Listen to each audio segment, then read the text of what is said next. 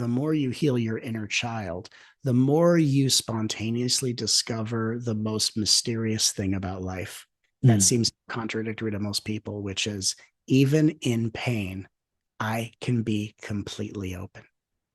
That is a tenet of embodied mastery.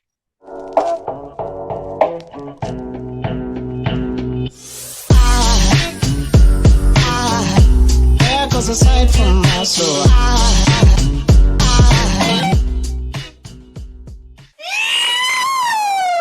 Welcome to the Inspired Evolution.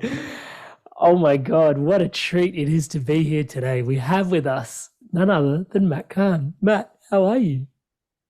It's an honor to be here with you. That was the most amazing noise I've ever heard in my life. Actually, that means a lot to me coming from you. I bet you've heard some really interesting noises in your life. I've heard a lot of things, and that was just a primal, beautiful, like it just. I was like, wow, I felt that in my body. So I was like, you know what? I'm going to empath that, and that was amazing. I just really enjoyed that. I really enjoy your warrior spirit. That was amazing. Touch wood. Thank you so much. I'll actually use that as a quick little segue for those that are tuning into Matt for the first time. Let me just say I am highly surprised if that is the case. So, but out of respect, out of love for the podcast and the audience, I must do the honors. So, Matt is a deep spiritual teacher and highly attuned empathic healer. And we're going to talk a lot more about this today. He's a powerful speaker. For those that have watched him on YouTube, you'll know exactly what I mean. And he's a captivating author of the highly acclaimed books, Whatever Arises. Love that. Mm. Everything is here to help you. In fact, the universe always has a plan. And these books have actually been translated into over a dozen languages. And his newest book is actually All for Love, the transformative power of holding space, which is, in my circles, I think that's a conversation we have quite a bit, but I think it's a conversation that could really get a lot more airtime. And Matt has dedicated a gorgeous book to the entire subject. And amongst his honors, Matt was named one of the most influential spiritual people living alongside the likes of Dalai Lama and Eckhart Tolle, who I love very dearly as well. So Matt, thank you so much for being here, sharing yourself with us here today. It is, like I said, an absolute treat for me. Well, thank you. Thank you for having me here. And it's always an honor to serve you and everyone who's tuning in. It's truly, truly my honor. Matt, a big part of where I first came into your work was, for me, I was starting to pack and unpack this work around my inner child. And it was this, like, I guess some part of me identifies with always having this childlike spirit present, which is, touch wood, been it's been a bit of a gift. And yet there were wounds that I hadn't ever acknowledged. Didn't even know that needed acknowledgement, actually, or never even known how to look at, let alone realize that they were festering in some ways, actually, if I'm honest with you. And that really exposed me to your work. And that was my entry point into Matt Kahn, inner child healing work. Now, I definitely want to go down some of the rabbit warrens that are available to us in those spaces today. But just to provide, and usually where I like to start is with some context. So so much of your work is dedicated to healing. I'm cognizant, and it doesn't have to be everybody's story, that the archetype of the wounded healer is quite a prevalent one for healers in society. Do you ever look back at the Matt that was like 10 or 8 or 7 and go, I was always going to be this person, or is this a complete mystery to you that you've turned out this way? I could, it's so funny. I have these experiences all the time where I look back and I can see the breadcrumbs and I went, wow, this was foreshadowed the entire time. And I didn't know about it. Like, it was in plain sight. I had no idea. When I was a kid, I thought I was going to be a multitude of things. I wanted to be an attorney. Because as a kid, I liked to argue.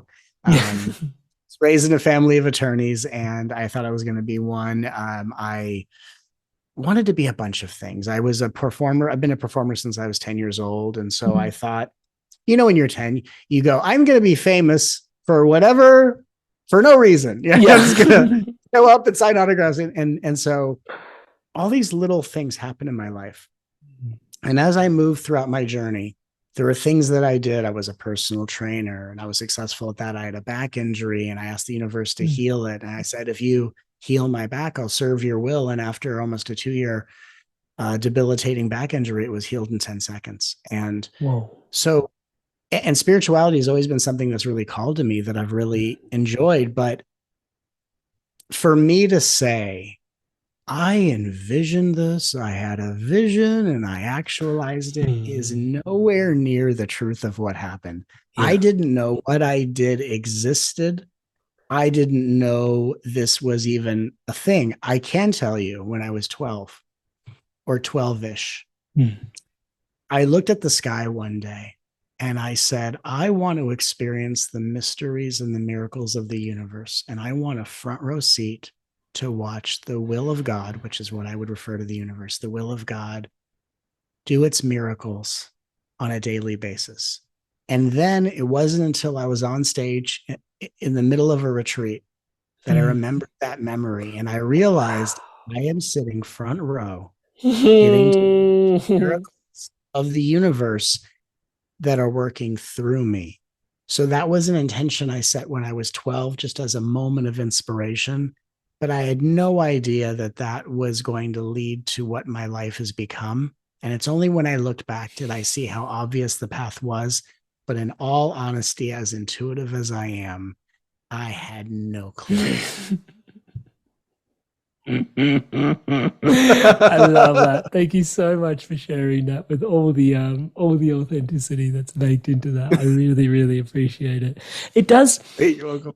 It does really make me wonder, isn't it, that how much of when we say these intentions to ourselves, how much of them are coming from, and maybe you can help discern this, how much of them are coming from us and how much they are coming from beyond us, the us that we're identifying with, and how much of it, if it is coming from just the us, if I can call it that, is it part of what we are programming our journey, or if it's coming from the beyond the us, whether it is part of, a download that is actually, this is where your journey is going.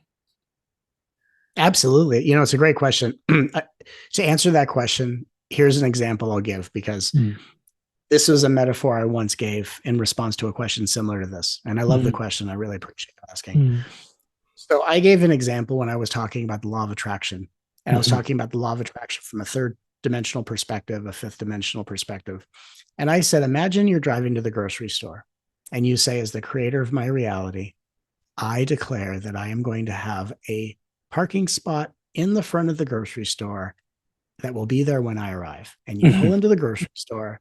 And as you're pulling in, someone in the front is pulling out, and you're like, oh my goodness, I just manifested this. And you take your, now in a parallel dimension, let's say you didn't say anything and you pulled into the grocery store as someone was pulling out, and you thought, what great fortune. I get to, so in either example, you're going to have the same experience. But I think what happens, and this is just what I have tuned in intuitively from the Akashic records, is that there are experiences that are entering our field of perception. Our intuition processes the recognition of what can happen. And then through our declaration, say, I create this to happen. And then when it happens, we think we created it out of empty space. But our creatorship is the recognition with our intuition through our nervous system of what was already coming our way. Already there. And I think at a more complex level, when we're still working through levels of ego, there are aspects of our ego that like to find anything to elicit some form of control over reality.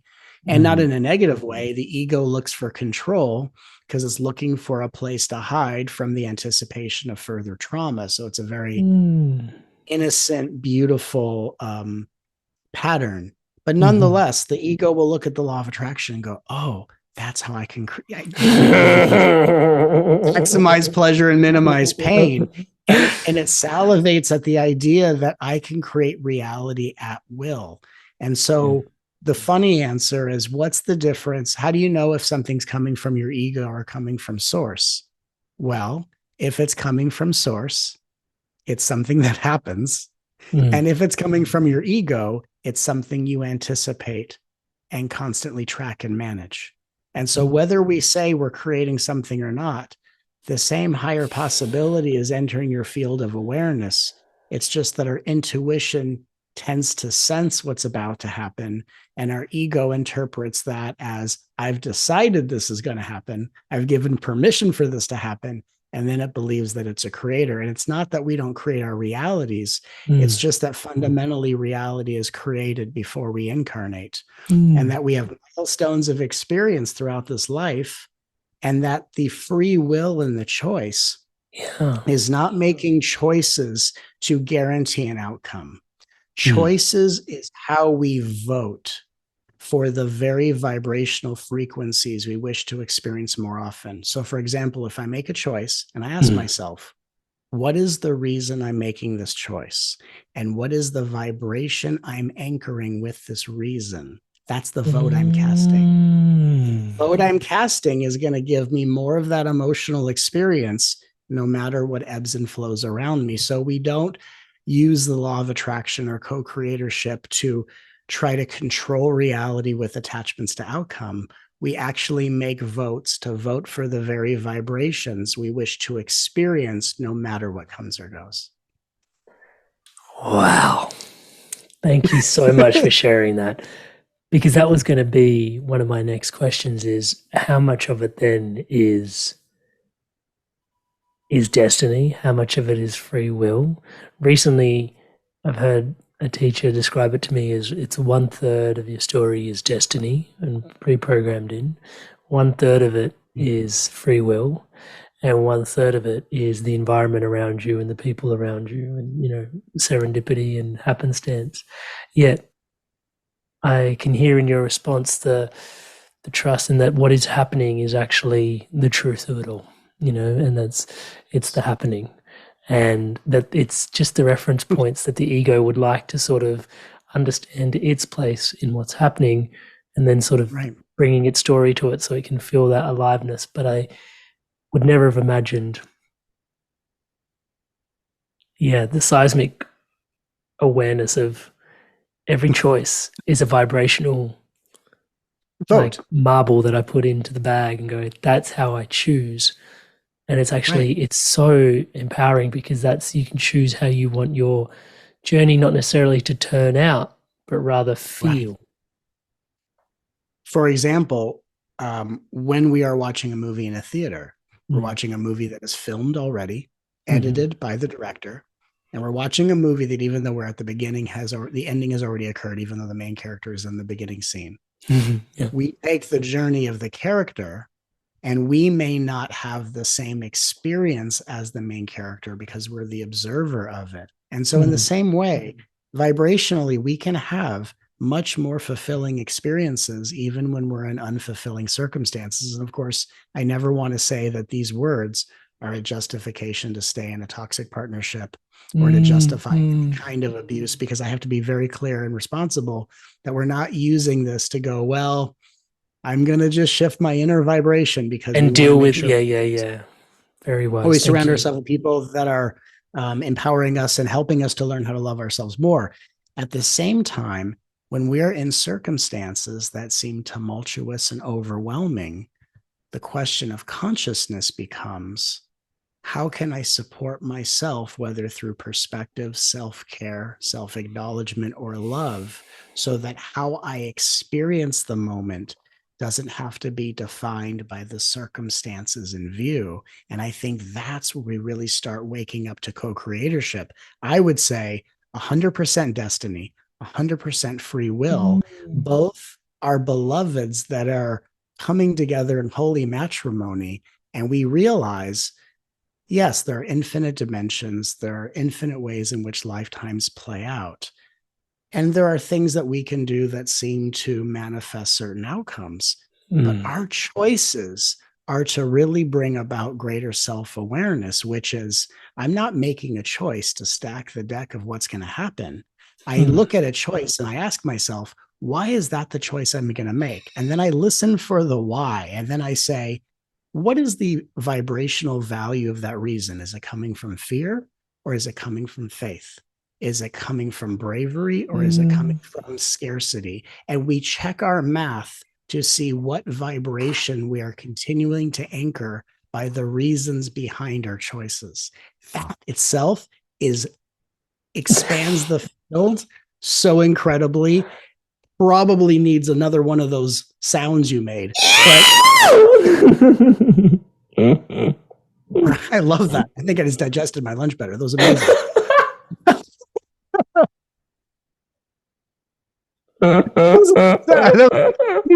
Ringtone. I think that's well, ringtone. That'll scare the hell out of me. But this is what we're doing. We're Yeah. voting vibration putting out in the universe, but the way Mm. we do it is not what I do.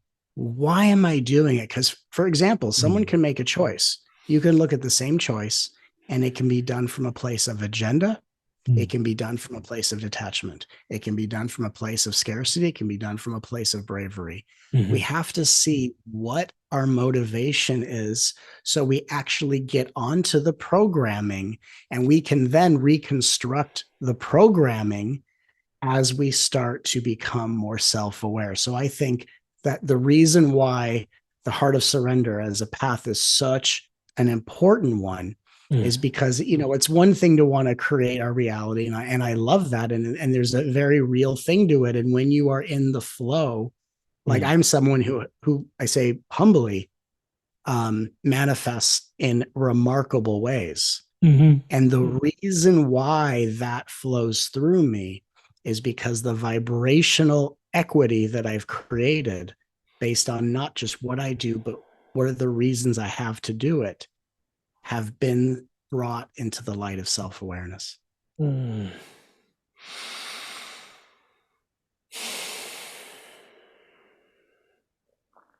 I'm going to take that as a bit of a segue to go into choices and reasoning and Yeah, the underlying, and I harbor this intention to have this conversation with you today. So, pardon me if it's not the smoothest segue, but the choices sometimes that we act out from, the wounds that we carry. mm, And yeah, the awareness around those wounds can come in yeah, waves, I find. Certain times where like, oh yep, that's something that, I grew up with that's my thing. And, I can totally attest to, the Rumi quote, the cracks are where the light gets in, and I can really own that one and I'm okay with it, but then there are these other dormant pieces. I'm speaking from my experience and diving into the backlog of work I've done through your work of recognizing, mm, oh, I didn't know I was carrying that. And yes, that only emerged through this dialogue for me, which was with the inner child. I'm sure there's other ways that sure. that can be elicited. I'm sure you've got many tools in that Mm-hmm. space. However, for me, that has been one that's been extremely profound. And it's been interesting actually recently. I feel like this topic of conversation is starting to get traction in places where I never imagined it would be getting traction. Like I've had some really high powered CEOs and business influencers on, and they're like, my business went next level when I started healing my inner child. And I was like, wait, sorry, what's the business advice you're giving? Exactly. What's the business advice you're giving right now? It's like, heal your inner child. And I was like, is this just the inspired evolution? This is how we roll? Is this like, what are you actually talking about right now? And it's so true. So I would like to start gently and Mm. I guess before even asking how to build a relationship with the inner child is like, what is our inner child in description, Matt? How would you describe that to us? And then potentially we can talk about how to build a relationship with it, and then the space it holds for our wounds and our healing. Mm. Absolutely. This is a magnificent dialogue. And again, I'm so honored to be here with you. Mm. The inner child is the innocence of our heart. So it is the animated innocence of our emotional body. It Mm. is the most empathic, both the most fragile and most indestructible part of ourselves. And it is an aspect of our ego. And the reason it's so important to know that is because Mm. new spiritual paradigm, one of the things that's so important, and one of the things I always teach, is that if the way you're speaking to yourself is not the way you talk to a child in pain, then it shouldn't be how you speak to yourself or other people. And I think in the name of spirituality sometimes gets so excited about certain perspectives of evolutionary progress that we actually use the humility and we lose the kindness. And so when we return to the innocence of our heart or our inner child, it's as if connecting with your inner child is like revisiting a diary of your past, where all the secrets that have been locked away in each and every page can now be revisited because your inner child is looking to you to be the course corrective experience of any mistreatment from the past. And as we connect with our child, treating it and saying the words that are the opposite of what it remembers enduring and surviving, we start transmuting the cellular memories of what we carry. And when we no longer carry cellular memories of mistreatment, pain, and trauma, we have open spaces to be filled with the vibrations that we vote for through the choices we make each day. And so Mm. it's a beautiful undertaking to be the adult. It's as if the adult that you are is an angel or the higher self to the child that you once were that lives in the past. And you are stepping back in time to introduce yourself to this innocence as its future self, to embrace it, to rescue it from the turmoil of its past, and bring it out of the nightmare of the past and into the Mm. paradise of present moment reality. And we do it by dialoguing with our heart, not just saying I love yous, which is part of it, but really interacting with it, building a relationship, speaking to it. And Mm. what's amazing is that when we treat our heart and respect it as the innocence of the child that we were and survived, our ego no longer has to dress up as the shadow in order to get the attention. So it's kind of a big deal. Yeah. Because there's, would you say that those wounds act out patterns from the ego again and again so that they can be seen and heard and resolved and healed so that we can move on with greater grace? And until we address that work, those patterns continue to present themselves.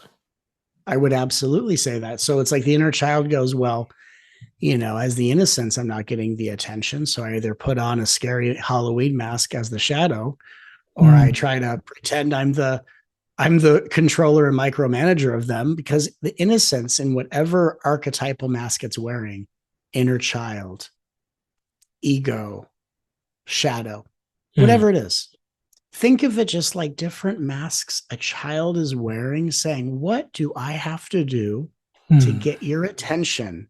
Because if you Mm. can remember that you're my rescuer, once you rescue me, then I, the inner child, become your liberator.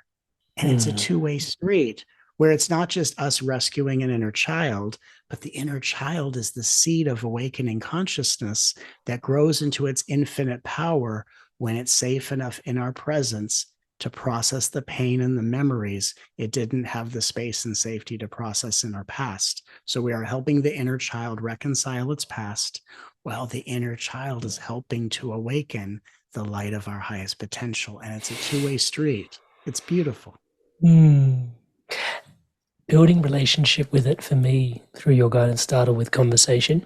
Is that the best place to start that you recommend for the tuner listening in? I like when people start dialoguing with their inner child. Mm. I like to think of it, and this is just how I see it. I'm not a parent in this lifetime, although I feel like I'm a parent to a lot of the people that are connected. Oh, yeah, I'm Amazing. sure. I Yeah, feel like a I feel lot of like a parent to seeds the over there. Yeah. which, Sorry. by the way, you Yeah. would think Father's Day would be so cool in my house. Just saying, people. Just saying. I'm just kidding. Can never have enough But novelty socks. look, novelty socks, ties. I'm waiting. I'm waiting. But I think I Pardon me, forgot what I totally. was saying. Pardon me, totally digressing. No, please do me a favor. Remind me to ask. Inner child dialogue Yes. connection. Best way to build Yes. that Okay. connection. So I like to think of it like a parent. If I adopted a child out of a foster care system, Right. and this child came into my home having come out of a very scary, uncertain household, and let's say that child was hiding in a closet, and let's say that closet is our heart. Like most people, I would sit by the door of the heart and I would say, it's okay. You have a right to be here. You're safe, even though you remember not being safe. And I'm just going to be with you to show you the consistency and safety that you haven't had. So that's the first thing, is we want to establish ourselves as, I'm not here to change your point of view.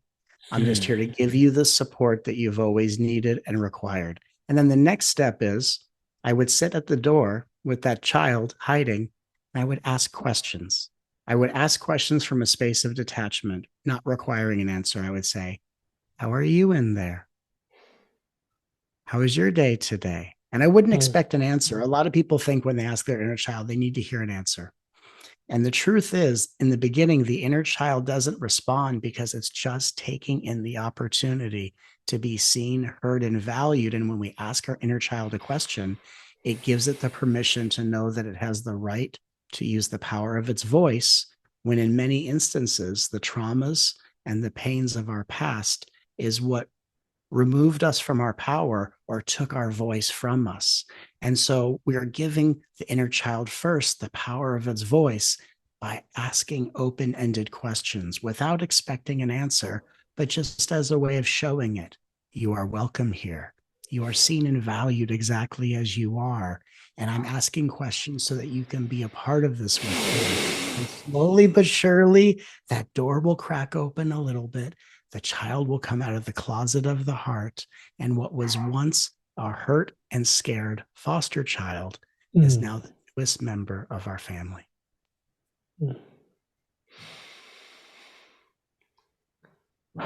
I remember from my personal experience taking the inner child for a walk out in public at times, and starting to, a big part of the journey for me was healthy boundaries. Yes. Massive part of my journey. Thank you, by the way. Just it's like, seriously. And I remember how, even now, like I can feel the edges of what I'm about to share. The tenderness with which realizing that I had to ask for what I needed from others as boundaries, even though those boundaries didn't necessarily have anything to do with them. They were more about me asking for what I needed. And actually, at times, if I'm honest, it being such a foreign exercise for those around me, because I'm a people pleaser by shadow, right? Yeah. And the edges to that, I remember feeling the delicate process of how those knocks actually felt, in the process of opening, and yet, me going, hey, I'd appreciate it if we could have a boundary in this particular place. For me, it would look like this, and it would mean this, that, and the other to me, not making it about them in any way. And eventually someone going, and 8 times out of 10 being received very well for it. And then 2 times out of 10, having this, and it's this real, and then going into a process around, oh my God, I'm trying to let this, inner child go for a walk, see the world, trust the world, safety. Such a big conversation around safety, and then potentially the world not always meeting it with that safety. Was quite it continues actually to be a body of work, as I can share the edges of what I've been going through. Your awareness on safety for that, and how we navigate and dance into greater levels of safety, or perhaps is some of the unsafety a necessary part of the strengthening of the process?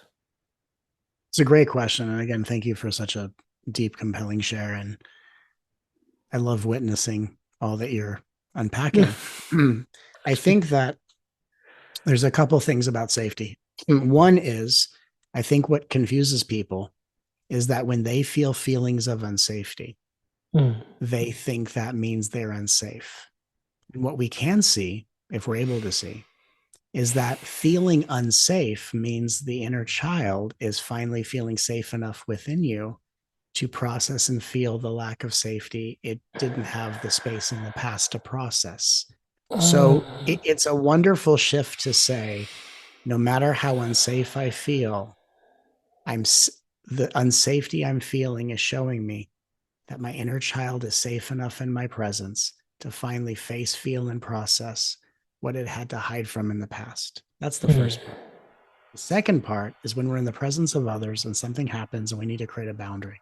We say, "Hey, in the same way that if you had a newborn child in your home and your friends came over were being really loud, you'd be like, Yeah. "Hey, don't wake the baby." Yeah. So in the same way, in our external life, we're like, "Hey, I'm glad to be here with you, but you're kind of waking the baby a little bit. If you can just help me and not do this, that would be great." And if that comes with a level of discord of, I can't do that. Because what does the ego say in support? Like, and when I say ego, I mean someone else's or someone's unsupervised inner child. That's what I'm saying. Right? It says, I'm happy to help create safety as long as I get what I want. What people are learning is that when it comes to safety, they don't always get what they want and with regard to the people that are acting with. That safety is not about fulfilling anyone's desires. Safety is about making a space safe enough for desires to be felt and experienced. And so when we're in the presence of people who don't know how to respect the safety that we desire, we just have to put people on notice and say, "Hey, this is what I really need right now. And I honor if that's not what you can do, but I might need to kind of end this interaction and find some more nourishment for what I really need." So I think as advocates for our inner child, one, we put people on notice and say, "Hey, I just need to let you know, here's what I'm going through, and this is what I really need if you can support me in this." And if that's not an agreement someone can make in support of this, then what do I need to do to put myself in a better environment in the same way that if I had a newborn child and I went to my friend's birthday party and my child kept crying uncontrollably, I'm probably going to have to remove the child and leave the party early to tend to their needs. So I think by and large, and this is just kind of to distill it all into like a really juicy insight. I thought about this a couple months ago. I think that part of the beauty of coming into contact with your inner child is that you start thinking like a parent. And I think some of the downfall of people who aren't parents is they don't have a reason to think like a parent. And when you think like a parent, you have to think of more than just yourself. So I think the more that we connect with our hearts, the more we all start thinking like parents, which is to think as mature divine space holders and to say, I'm not just fixated on the desire of the moment or the outcome I hope will come to be. I'm in tune with my heart. I'm making sure I'm safe. And the more consistently we create safety within our emotional body, the more your inner child will trust you to the degree that it will feel as if it's living in the heart of a superhero. So in the presence of anyone's behavior, it feels completely invincible. And then from that place, the inner child feels so safe, it begins remembering that it is an extension of your divinity. And then the child and the adult begin growing together, which is when consciousness begins to awaken. So I believe that the inner child work is not just the heart of regulating nervous system, the way we reconcile our past and clear our cellular body, but it is the cornerstone and foundational work that gets us ready and prepares us for the awakening of consciousness. Thank you so much for sharing that. You're welcome. At the risk of making the listener get to this point and then have to rewind the last 20 minutes and go back again. Yeah. How do we, in your experience, how do you, I don't want to say diagnose, but for the listener listening in, I guess what I'm trying to ask on the listener's behalf is, how do I know if I've got inner child work to do? Really simple question. Right. Yeah. And so I probably should have led with that, but you guys can press rewind, digital technology. Yeah. I think that inner child work is appropriate for everyone at different degrees and levels. Mhm. But when we really have an inner child calling out to us, we tend to personify the qualities of our childhood. We tend to be doubtful, afraid, insecure. Mm. Sometimes we can be passive aggressive, afraid to speak our truth, waiting for the approval of others before making a decision, Mm. feeling what is an inspired choice, but then overthinking it over and over again. Mhm. Like I muscle tested an answer. I got a clear yes. Now I got a muscle test to confirm the muscle test. And and then I got to pull a card to confirm my muscle test.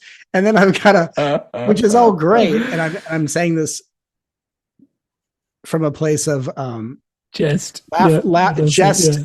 at my own journey at no Yeah. one else, because I'm saying things I've done, Yeah. which is beautiful. But what you become aware of is that the cyclical patterning, the repetition of our behavior, how engulfed we are in self-destructive patterning, addictive behavior, is often how we hide from being aware of the inner child.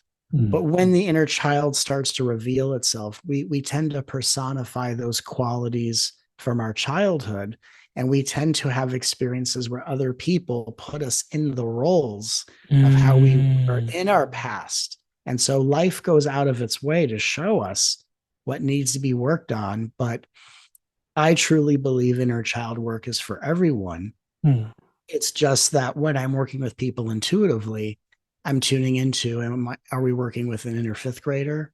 Is it right now inner adolescence? Is it Mm. inner young adult? Is it inner middle school? These are Mm. very different energies. So I think Yeah.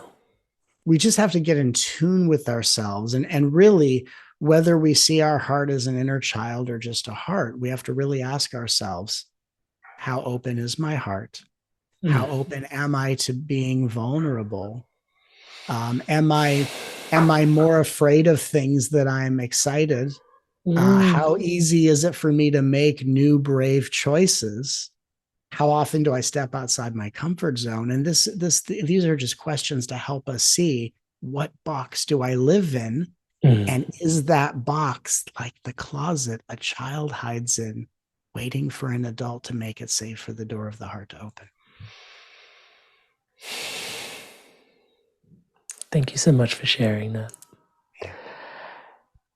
There's a question I've been burning to ask, Mm, um, and it goes along the lines of this human experience. In many ways, I'm conscious to use the word perfect, because it may trigger some people, but in need of a better word, is incredibly perfect. The mystery and how it's woven together, even the fact that I'm able to, from this side of the world, have a conversation with yourself on the other side of the world, and I in the know. present moment again and again. It's just incredible, right? Like touch wood life. And yet there is this connotation of healing that has victim and woundedness in it, Mhm. which seems less than perfect. Right. And the and as I've started to mature, I've started to realize that life is potentially filled with contradiction. Learning to dance between the Yeah. poles is like a whole thing. And I've listened to some of your invocations, and man, you hold space for some really incredible contradictions. Oh yeah. Yeah, and I really value that. And I think I would just love to get your insight on this particular contradiction in terms of Yeah. healing versus wholeness. Like we are completely whole, and yet we're also healing. Well, Like, there's a yeah. sorry, I don't want to cut you off, but No, I that was yeah. I love this. I love this question. Um, Mm. I've never actually been asked this, and I love this question. A Mm. couple things come up when you ask this. One is that it's just the same as 100% free will, 100% determinism, in the same way, Mm. 100% perfect, 100% completely imperfect. And so it's Mm. kind of like we are the divine whose house is in need of tremendous renovation. Mm.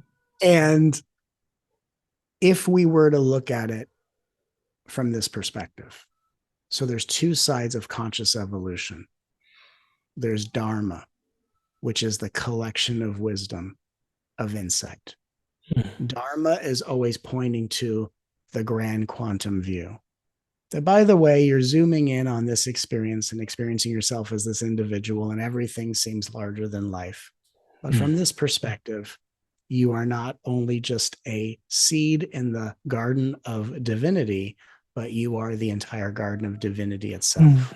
So that's Dharma. And part of Dharma is also the inner inquiry of what is it within me that prevents me from experiencing that full potential as I am now? So we have Dharma, which is almost like the celebration of truth, which we can call devotion. Mm. And we have inquiry, which is the self examination, holding space, and inner work that allows us to unravel all of the distractions that suggest we are anything other than the highest dharmic truth. Right. So it's kind of like you dressed up, you're the divine, you dressed up for Halloween as a person, Mm. and you got so in character as the person that you forgot to take your costume off and go to bed. And then you just started living in that costume. Yeah. And what if you're the divine and you're dressed up as Spider-Man and someone comes to God and says, "Hey, divine, can you grant my wish?" "I'm sorry, I'm Spider-Man." And that's ego. And so and then the person goes to the angels, "Hey, how come the divine's not granting wishes?" The divine thinks they're Spider-Man right now. You have to excuse the divine. They're having a little bit of a moment.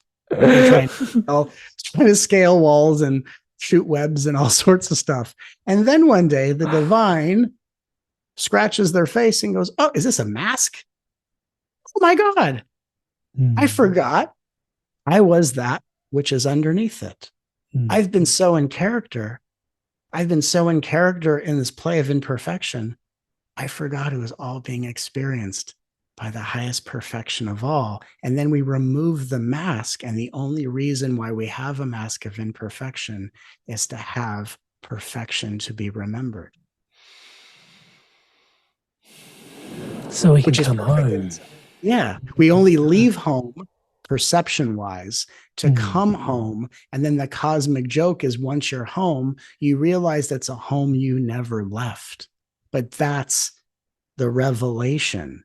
And it can't be a revelation where everything is perfect and we don't do any inner work, nor can it be all inner work and no devotion and no dharma. It has to be both together, like there is free will and destiny, like there is perfection and imperfection. I look at these as just two lovers coming together in holy matrimony. Mm. I think it's only a contradiction when someone is under the assumption that they have to choose between the two, because it Mm. takes two coming together to ignite a greater view of wholeness. And so it's only a contradiction when we're trying to choose one or the other, which is like trying to choose one parent over the other instead of just enjoying the marriage that they have together. Mm. Wow. That is healing so much more than just the conversation we're having. It's also Mm. bringing in this visceral realization of life and death and the alleviation of the mask and the journey home.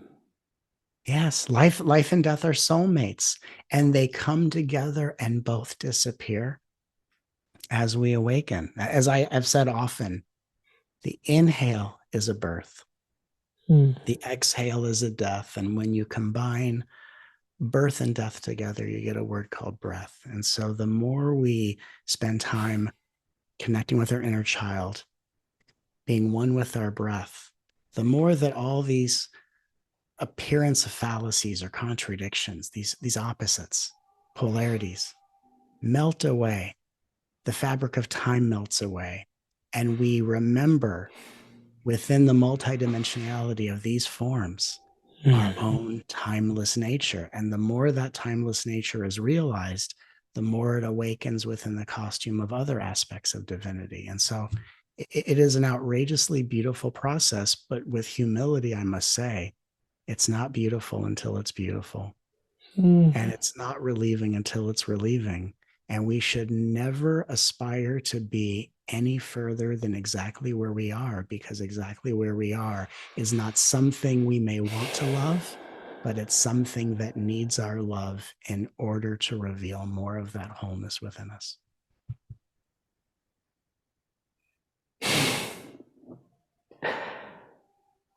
How do you invite us to sit with the discomfort?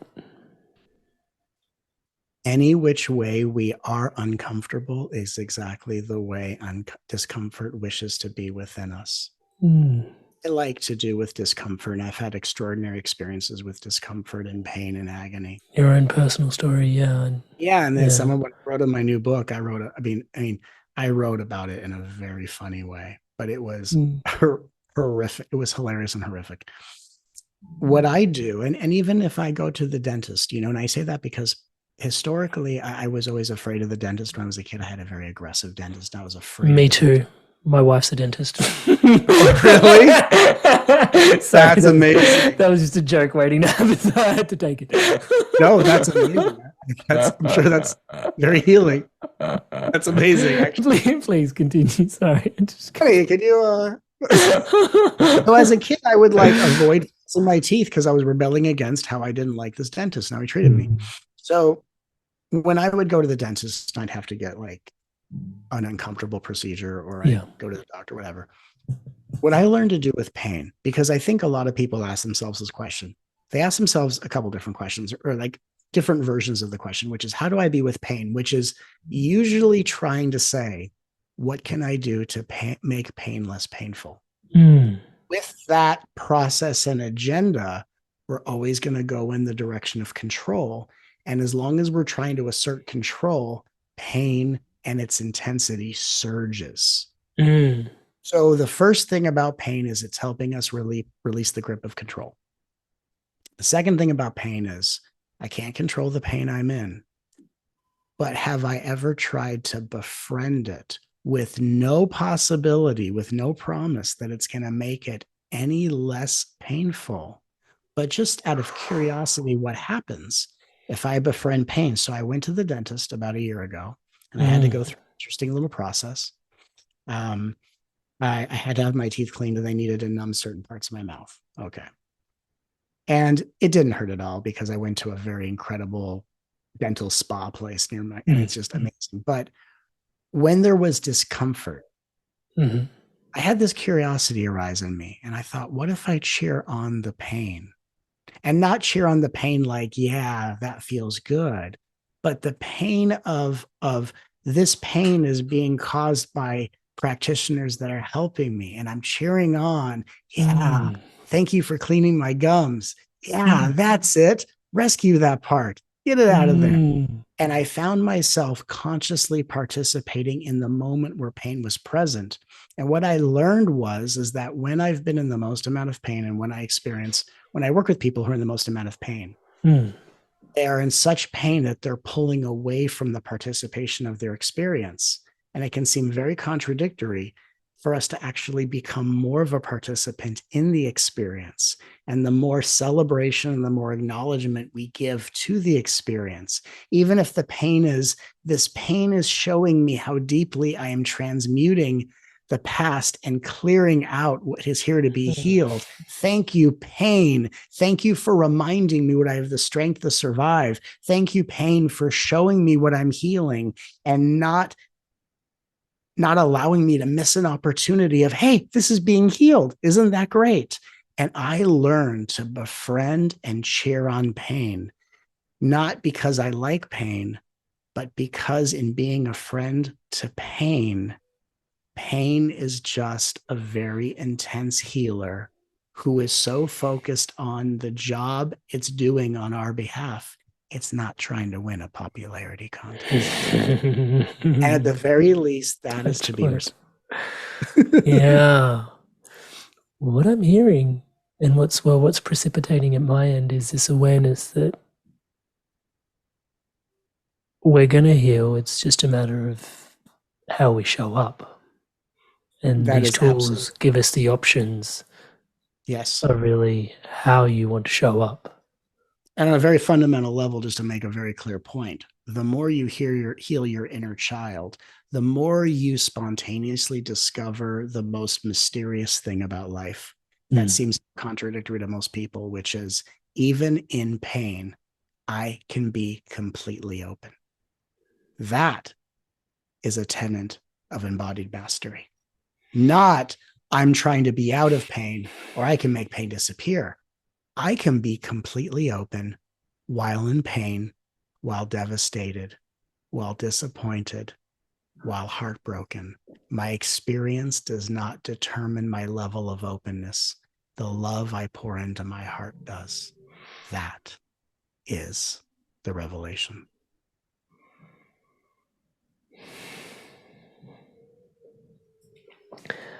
Man, I can't let you go today without discussing love and fear. Yeah. Love it.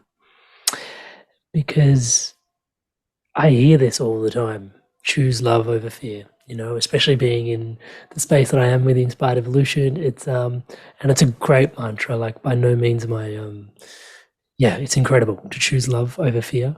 Has been a really, really powerful guiding principle, in moments where it's like, would I do this? What if I do this? Or what's tuning in and going, where is this coming from? It's like, actually, I'm afraid. Yeah, that's interesting. Okay. So that's actually coming from a place of trying to control and, wanting the best. And there's fear in there. Okay. And if I was inspired by love, what would I do? And it was like, actually, that thing's not for you. But it's like, but it looks so shiny. And it's, that's just one example of so many where choosing love over fear has been really helpful. Yet there are points in your journey where you grow and you start to run the risk of demonizing your fear, which is I'm guilty of. I've been there. We all I've done that. We've all, Yeah. And it's subtle. And potentially for some of those tuning in, I'm hoping that it's equally as profound for you as it was for me, if not more so. And for some of you, this may go right over your head. No judgment there. It's just an assessment. You shared this piece about being able to love the one who is afraid. That's right. And I can't tell you how helpful that's been. Thank you. It means the world to me to hear this. It I don't want to say took me to the next level. Like that sounds so like spirituality levels. Like, and there's a whole conversation we can have about spiritual ego on another podcast for sure. We're conscious of the time we've got together. But to love the one who is afraid brought me into a whole another relationship with my fear. Rather than just going, there's light, there's dark, choose the light, off you go. It's like, there's the dark. And it's like, and I can only really see what's light because there's dark over here. Like it's holding space for the other and going, oh, and I've got to learn to love you for that, And it's like, there's a real incredible growing in space that you do, talking about holding space for yourself and others. For me anyway, my experience that I experienced when that dropped in, I've spoken to it a bit here. Can you unpack that further for us? Of course, I like the idea of levels because, there is a third dimension, a fourth, a fifth, right? Third dimension is the level of separation, but in a positive way, it's also the realm of individuality, determination. And fourth dimension is the dimension of time. Fifth dimension, unity consciousness. And basically fourth dimension is the journey it takes to take you from the third to the fifth. Now I say that because third dimensional consciousness is choosing love over fear, because in the third dimension, we are under the impression that our choices create our reality, but it still is swirled into an outcome perspective attachment. Sort of harkens back to where we started the conversation. Yeah. So if we imagine just a metaphor, because I love metaphors, a child is in their room bawling their eyes out, and a third dimensional parent goes in and leans in the door and goes, "Hey, you're going to be okay." And then goes back to watch the game. That's choosing love over fear. Like fear just got like, hey, I love you. I'm not going to come through the doorway. I'm not going to hold you. I'm like, hey, champ, walk it off. You're amazing. I love you. Super Bowl's on. Super Bowl's on. Literally kick off. Bro, gotta go. That's what that's like, right? And again, my litmus test, if it's not how you would treat a child in pain, love over fear is very bumper sticker worthy. What I like to look at is fear is an attention seeking mechanism for the part of us that requires presence, love, and acknowledgement. Fear in itself, as a catalyst of consciousness, is helping us to make our love more unconditional in nature. Fear is showing us what we have the power to survive as we cultivate greater bravery within ourselves. So I think that when we say love over fear, I think that it's kind of treating fear with abandonment, and it's kind of a trading up scenario. I think in reality, when we look at the grit and the gravity of unity consciousness and the journey we take to come into oneness with life, which is not just hiding in the mountaintop of perfection, but bringing perfection and imperfection into a full integrated embodiment, that when fear arises, the question is, what do I need to provide myself to support myself through this fear? Now, that's contrary to societal conditioning that wants to eliminate inconveniences, wants to use the beauty of technological advances to make our lives more convenient. But at the same time, it builds a judgment against inconveniences instead of being able to say inconvenience, barrier, hardship, fear, and loss are signs of a spiritual emergence, where a part of who you once were is flaking away as a new you is being reborn. And so I think as we all come into great respect for the transmutation process, for dark night of the soul, for all the stages that lead to spiritual awakening, self-realization, and the infinite nuanced levels of enlightenment, samadhi consciousness, all these things, that truly it's about not about how we judge fear, but what is my relationship with being afraid? And I think a lot of people are so afraid. They're so afraid of, if I give my attention to fear, I'm going to attract more of it. Yeah. We're so afraid of doing something wrong, or we're so afraid of having an experience longer than we're supposed to. And then the question is it even possible to have an experience longer than we're supposed to? So really, and then the thought is, but if I can get rid of the fear today, I'll have more time for joy and happiness, which is not how life works. And again, just to give you another analogy about that belief, because I lived it out when I was a kid. When I was in high school, I took what in America is called the PSAT. There's an exam that we take that will, if you do good enough, will get you into Ivy League colleges. And there's a practice exam.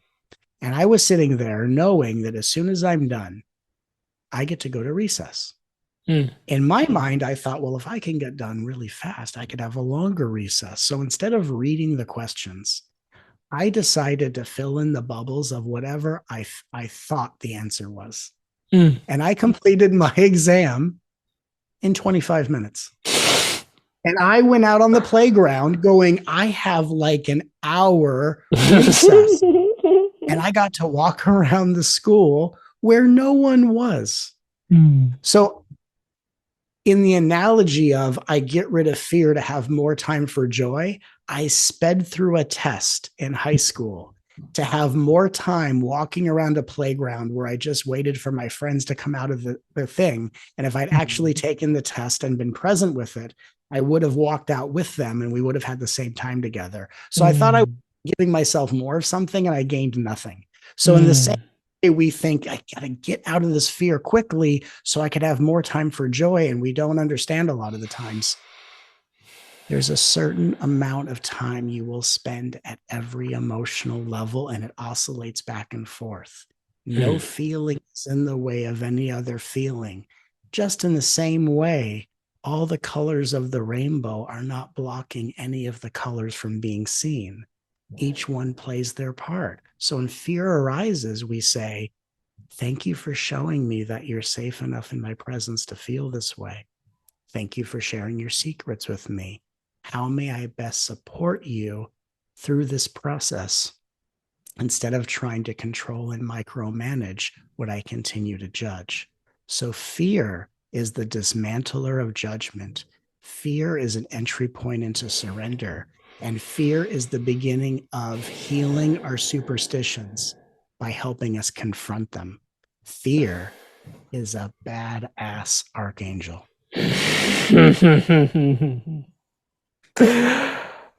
Matt, thank you so much for sharing that. And before I go, there is so many. For those tuning in, guys, please, if you don't know where to start, please go check out Matt on YouTube. I'll put a link to his YouTube channel in our show notes below. And links to all the books on Kindle or Audible. I'll pick one. I preferably like Audible, so I'll pick one or the other. Links to the books will be in the show notes below as well. So please do go check out Matt's work. As you can obviously elicit from this episode, it's been profound for me, to say the least. And for countless others, Matt is celebrated worldwide. Matt, what is your vision for this work that you're doing in the world? I know you're surrendering in many ways. A lot of the medicine I receive from you is time and time again to reach less and accept more and surrender into the mystery. And it's been, this real sinking, coming home feeling time and time again, which has a lot of lightness in it, as though even though it's used the word sinking. What is your vision for the collective? What inspires you to do what you do, or do you just do it because it's you? I have no idea. I would love to sort of hear it from you as Great we question. close. Yeah. I mean, thank you for this opportunity. It's been wonderful connecting with you. I'd love to do it again.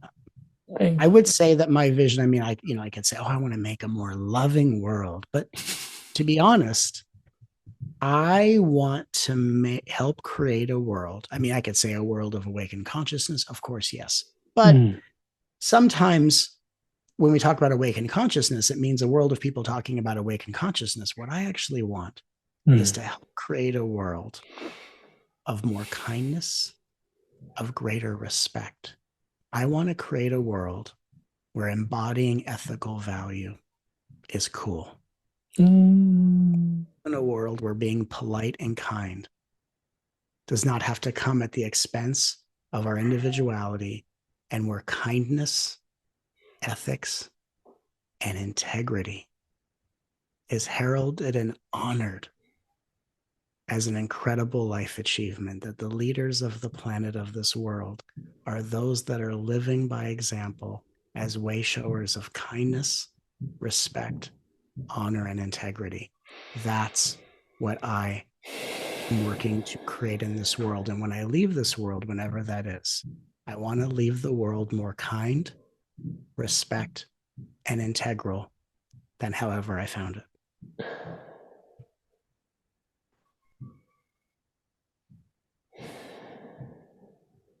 Matt, thank you so much for sharing yourself so abundantly here with us today, and for your incredible, incredible prayer for all of us to be so much kinder, to be so much more integral in our beings, and to have so much more respect for life and everything that it offers us on the journey. Thank you. Yeah, there are not enough words. I would love to just thank you for today, but I can't, because it's a lifetime's worth of work that informs this conversation, potentially then some. So I just want to honor and acknowledge you for all the work that goes into us having this conversation here today. Thank you so much, really. Thank you. And what I wanted to also share is, my team had reminded me Yeah.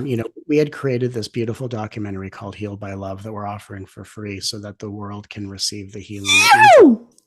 And I got the noise at the end, which is what I wanted. So if everyone watching this goes to mattkahn.org/love, mattkahn.org/love, you can receive this free documentary, a feature-length documentary that is not just a documentary about healing, but a documentary that actually heals you as you watch it. And it's our gift to offer the world, and I would love for everyone to watch it.